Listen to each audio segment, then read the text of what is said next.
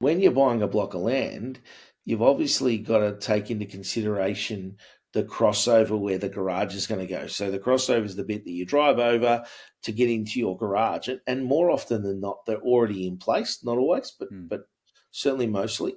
And what you want to avoid is, if you can, having to move that, because again, a lot of the time you can move it. It comes at a cost, 2 or 3 grand to move your crossover.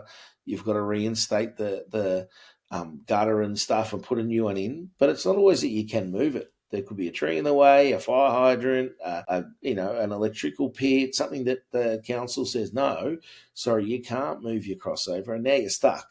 And it might mean that you end up with a really average orientation for the home that you really want. And average would be south-facing living areas.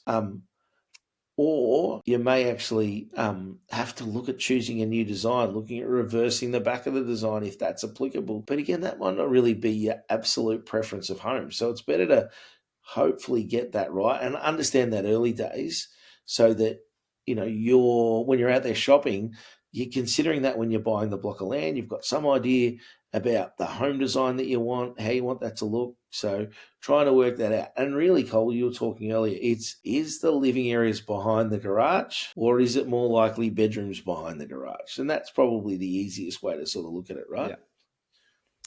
Yeah. So I I think think it that's a good is. way to sort of kick it off. Yeah. Yeah, and again, in an ideal world, north-facing living areas would be great. Would be great. Mm. Yeah, I think it's probably the most palatable way for a client to understand when they're looking at a design. One little rule in their head that we've created is, okay, I want my living areas behind that garage. So every design I look at, if it's behind the garage, great, tick. If it's not, then A, can you flip it? Or B, move to another plan. There's always going Yeah. to be plan solutions for you, unless you're on a really, really, really tight block. Sometimes that makes it harder to flip a plan at the back. But that's probably the easiest thing to do. So, like Darren said, identify the north point, get yourself an engineering plan, because that will tell you where the crossover is. An engineering plan will come from a building sales consultant, it will come from the land people selling you the block, as in if you're buying from a land estate. Generally, you won't find it in a resale or a contract of sale through a real estate agent. That will just have what they call those as Section 32s. Yep. That won't have an engineering plan usually. So you need to contact the developer and find out, or just get help from a building consultant, because we have that stuff. We all do.